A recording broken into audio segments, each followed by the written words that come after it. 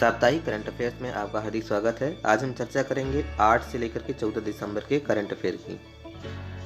वह देश जो चांद पर अपना राष्ट्रीय झंडा फहराने वाला दुनिया का दूसरा देश बन गया है, कौन सा है? इसमें से सही आंसर है हमारा चीन। आइए अगला प्रश्न देखते हैं हम कि किस देश के ऑलराउंडर खिलाड़ी कोरी एंडरसन ने अंतर्राष्ट्रीय क्रिकेट से संन्यास की घोषणा कर दी है? हमारे विकल्प हैं श्रीलंका, ऑस्ट्रेलिया, दक्षिण अफ्रीका, न्यूजीलैंड। तो सही आंसर है हमारा न्यूजीलैंड। आइए अगला प्रश्न हम देखते हैं अपना साप्ताहिक करंट अफेयर्स का। विश्व स्वास्थ्य संगठन WHO ने किसे मुख्य कार्यकारी अधिकारी CEO बनाया है? अनिल सोनी, रमेश सोनी, आनंद सिंह, राज सिंह। तो इसमें से सही विकल्प हमारा है अनिल सोनी। आइए अगला प्रश्न हम देखते हैं, माउंट एवरेस्ट की ऊंचाई मौजूदा समय में कितनी मापी गई है? तो 8,848.86 मीटर।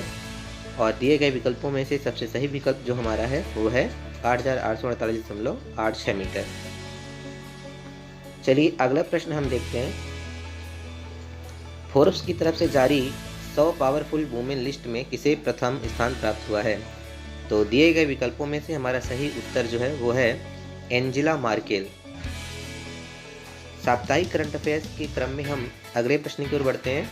हाल ही में किस देश ने पहली बार अपने कृत्रिम सूर्य परमाणु संलयन रिएक्टर को सफलतापूर्वक संचालित किया? तो जापान, भारत, चीन, पाकिस्तान।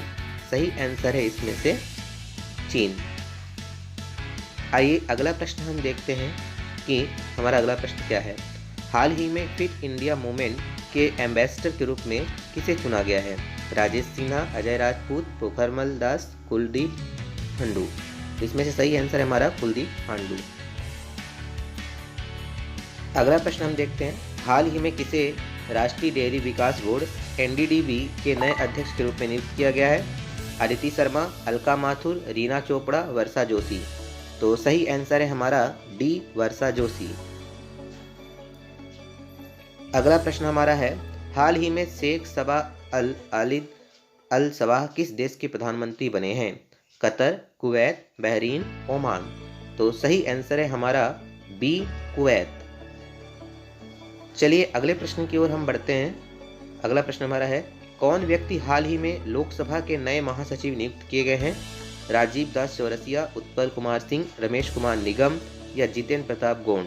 तो सही आंसर है हमारा उत्पल कुमार सिंह। अगला प्रश्न है हमारा, इनमें से किन दो व्यक्तियों को वर्ष 2020 के time person of the year के रूप में चुना गया है? तो इसमें से दिए गए विकल्पों में से हमारा सही विकल्प जो है वो है जो बिडेन और कमला हैरिस। चलिए अगला प्रश्न हमारा है, किस टेलीकॉम कंपनी ने हाल ही में दुनिया की पहली सैटेलाइट आधारित नैरो बैंड IoT नेटवर्क सेवा शुरू की है? तो इसका सही आंसर है हमारा BSNL, भारत संचार निगम लिमिटेड। चलिए अगला प्रश्न हम देखते हैं, कौन भारतीय मूल की महिला हाल ही में अमेरिकी संसद के कांग्रेशनल प्रोग्रेसिव कॉकस की नई अध्यक्ष बनी है? तो इसका सही आंसर है हमारा प्रमिला जयपाल। अगला प्रश्न है हमारा, हाल ही में कौन भारतीय अभिनेता वर्ष 2020 के ग्लोबल एशियन सेलिब्रिटी चुने गए हैं? शाहरुख खान, आमिर खान, रणवीर सिंह, सोनू सूद। तो सही विकल्प का आंसर है हमारा सोनू सूद। सोनू सूद अभी कोरोना काल में काफ़ी ज़्यादा फेमस हुए थे। हाल ही में प्रसिद्ध व्यक्ति पाओलो जी रोजी का निधन हुआ है। वह किस खेल से संबंधित है? Football, hockey, cricket, badminton. तो सही आंसर है हमारा ए, फुटबॉल। अगला प्रश्न हमारा है,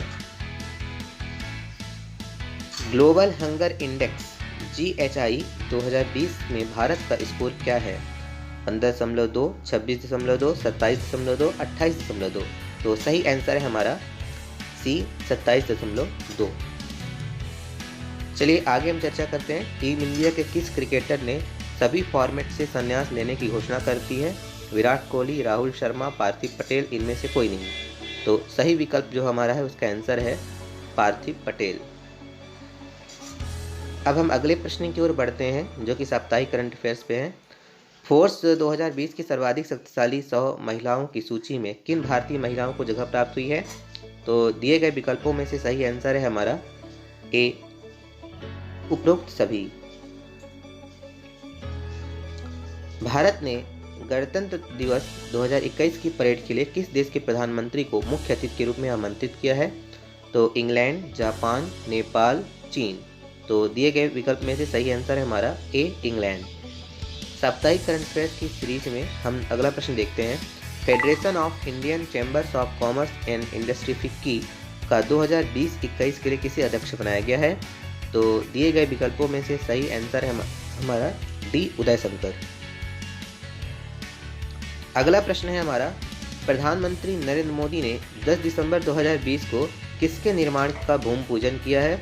संसद भवन, मानस भवन, रमा भवन, इनमें से कोई नहीं। तो सही आंसर है हमारा ए, संसद भवन। चलिए अगले प्रश्न की ओर हम बढ़ते हैं।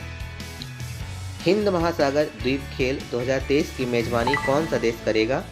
मेडागास्कर, मालदीव, श्रीलंका या म्यांमार। तो सही आंसर है हमारा मेडागास्कर, ए। अब हम देखते हैं अपना अगला प्रश्न। कोलिबर पुल का उद्घाटन भारत के किस राज्य में किया गया है?